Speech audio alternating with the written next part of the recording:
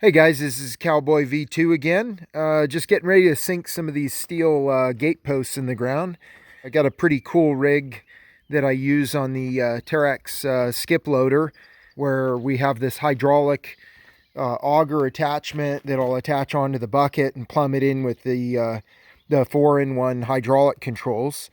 And so I'll set that up and show you guys how that works, and we'll drill some holes and get these in.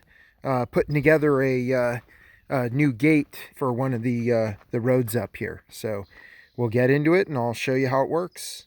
So this is the part that makes it all happen.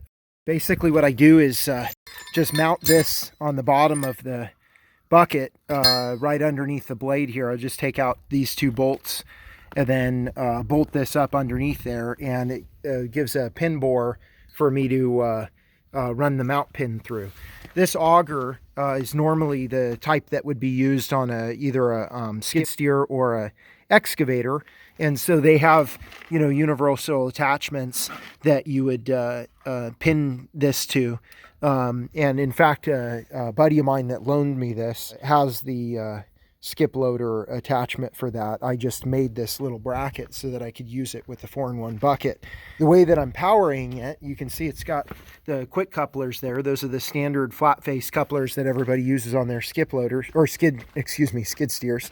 What I did is I just added some couplers to the back side of the bucket where the hydraulic circuit for the 4-in-1 cylinders sit. And so I'll just disconnect those cylinders and then connect up this auger, and then rather than using the 4-in-1 lever control for the bucket, I'm using it to run the auger. And so it works out really good. The other big advantage of this is I get down pressure, of course, with the 3-point hitch mounted augers that I've used. And this TEREX is one of the few landscape loaders that actually has a PTO. I've run a 3-point hitch mounted auger, and the thing with those is you get, for the most part, with almost all 3-point hitches, you get no down pressure. And so that's kind of a significant downside, especially if you're dealing with rocky or hard soil. With this, being able to basically put the weight of the tractor on top of that auger if I need to, it'll just go through just about anything. The other big advantage of this, of course, with a hydraulic auger, you can reverse it, where with the 3-point hitch mounted PTO driven auger, if you get it stuck in a root or something like that, you're pulling out a big old pipe wrench to get that undone, because you can't reverse most PTOs. And so anyway, we'll go ahead and get this mounted up and I'll show you how it works.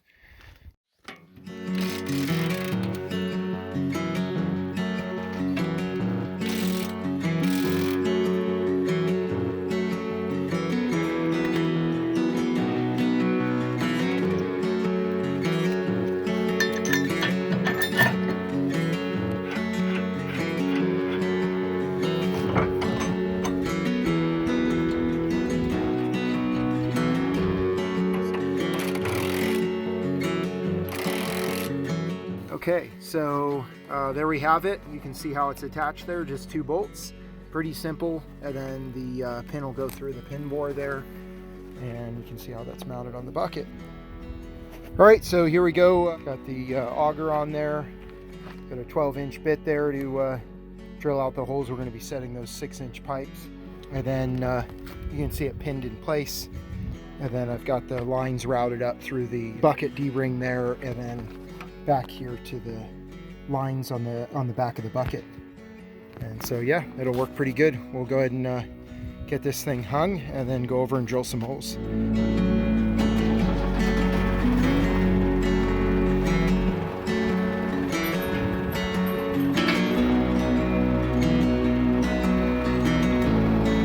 All right, let's go.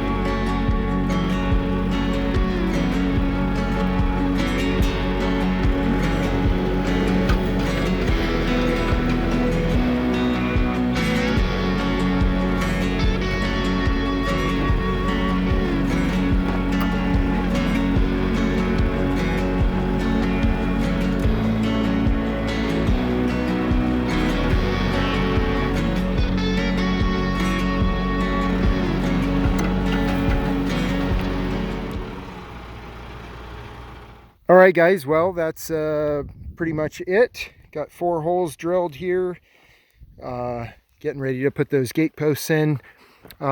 Rig works really good. This is probably one of the best attachments that I've come up with for this thing. A little bit more expensive, well, I should say a lot more expensive than a 3-point auger attachment. It's that head's really the big thing. The bits aren't that expensive, and of course the mount, you just make that, but the head's a little pricey. You could probably pick one up on Craigslist used. I didn't really show in the video, but the controls that I'm using for it are this. This is what normally controls the clamshell, and so you're just kind of coordinating between down pressure on this guy, pushing forward to lower the bucket or the loader, and then using this to control the direction of the drill. And then, of course, I'm revving it up to get the hydraulic flow rate up high enough to do something.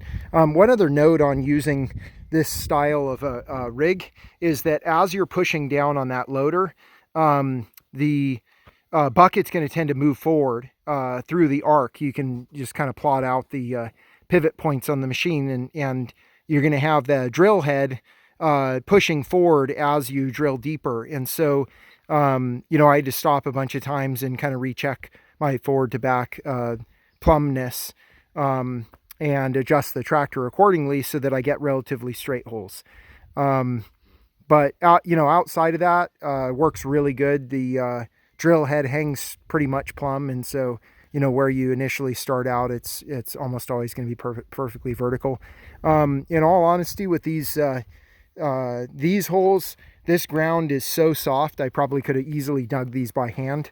We're coming up on the tail end of winter. We're in the spring now, but this is still a lot faster and a lot easier. And then when you get into that really hard stuff, say this hillside here, it works a lot better. So anyway, appreciate you guys. Thanks for watching.